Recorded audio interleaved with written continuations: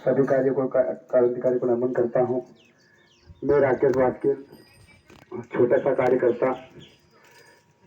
आज के युग में हमें सबसे महत्वपूर्ण शिक्षा है हमारे प्रवक्ता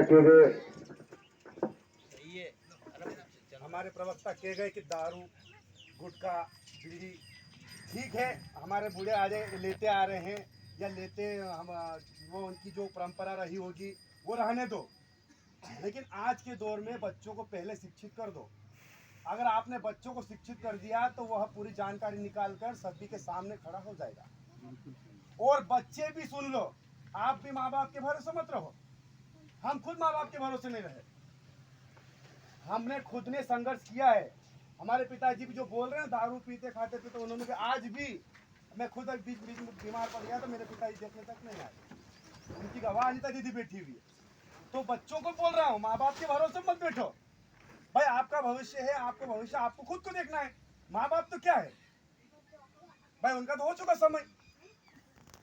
और माँ बाप को भी यह कर ले लेना चाहिए कि पहले हमारे बाप दादा कोष्ठी में मर गए, कोष्ठी में मरने के साथ साथ तुमको आज इतनी जमीन देगा कि तुम कमा के खा रहे, तो कम से कम तुम्हारे आने वाले बच्चों को इतना तो दे जाओ कि पढ़ लिख कर कुछ बन जाए। मेरी बात किसी को बुरा लगती है तो अच्छी बात बता रहा हूँ। जब आपके बाप दादा कोष्ठी पहनकर आपको जमीन दे के चले गए, जब आपके बाप दादा, जब तो पढ़े लिखे नहीं थे, आज तो बहुत सारे सोशल मीडिया, मोबाइल, हर घर में मोबाइलों का 7-8 हजार का है कि नहीं है? 7-8 हजार का मोबाइल है। पहले हमारे बाप दादा पर लाइट नहीं थी, और बता दो आज भी कहीं कहीं गांव में लाइट नहीं है, बहुत से गांव में लाइट नहीं है। बता मुझे, वो क्या भूखे मर रहे क्या? वो उनके पास मोबाइल नहीं है क्या? सब कुछ है। बस मेरा आपसे यही निवेदन है कि बच्चों को शिक्षा की तरफ जागरूक कर दो।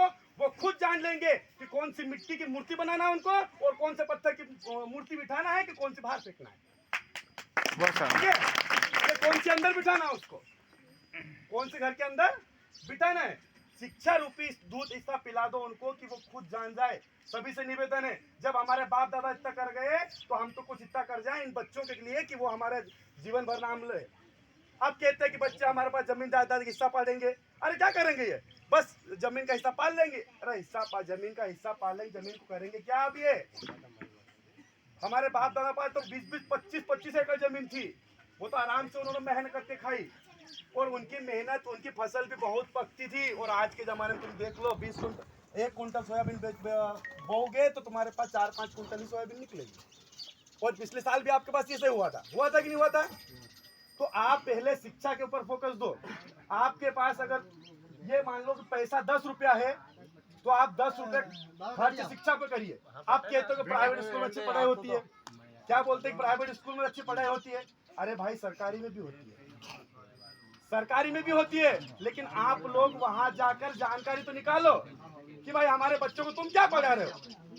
आपका अधिकार है ये, क्या है आपका अधिकार है। जाके आप माँ बाप अगर जाके खड़े हो गए शिक्षा के रूप में कि आप बताइए कि आप हमारे बच्चों क्या पढ़ा रहे हो, क्या आप लोग इतना जाके कर सकते हो क्या? रहने दो, काम वो कर रहे हैं, आप लोग इतना नहीं कर सकते क्या?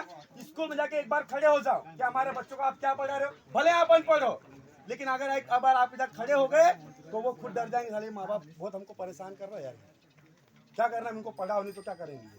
अब तुमको तो ये खुशी होती है कि ये छोड़ो अच्छो चल जाए, रोटी खाने पछुआ जाए, मारो पाप छूटा यहाँ से जा, रोटी बस तुमको रोटी, और ये बस उसकी रोटी चल जाए, हमारा पाप छूटा, खाई फिर पछुआ जाएगा।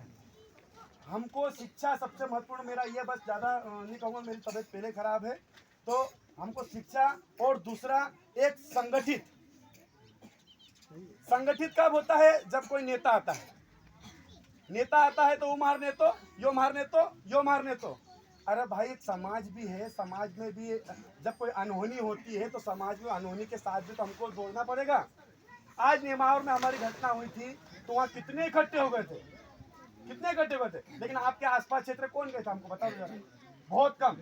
भाई किसी दिन आपके साथ भी घटना हो सकती है, नहीं हो सकती कि आपके साथ घटना, किसी दिन मेरे साथ भी घटना हो सकती है। तो हमको संगठित और शिक्षा अगर हमने दोनों को फोकस कर लिया तो हम आगे बहुत कुछ कर सकते हैं, और हमारे बाप दादा का नाम भी रोशन कर सकते हैं कि कौन का छोरा है, ये फलाना का छोरा है। अरे इसका बाप का नाम क्या है यार? अरे वो तो नहीं दारू पी के घूमता था वो, और इसकी बार वो तो बेवड़ा था, इसको थोड़ा क्या सुधर गया? यही बोलेंगे ना, तो नाम बाप का ही ऊंचा होगा। इसलिए जय जोहार, जय आदिवासी में सब एक साथ नारा लगाए, जय आदिवासी, जय आदिवासी। अब बीजेपी जय बोलूंगा सब बहुत चिल्लाएंगे, जय आदिवासी, जय आदिवासी, जय आदिवासी, जय रेंगा कोरकू, जय टंटे भील, जय बिरसा मुंडा।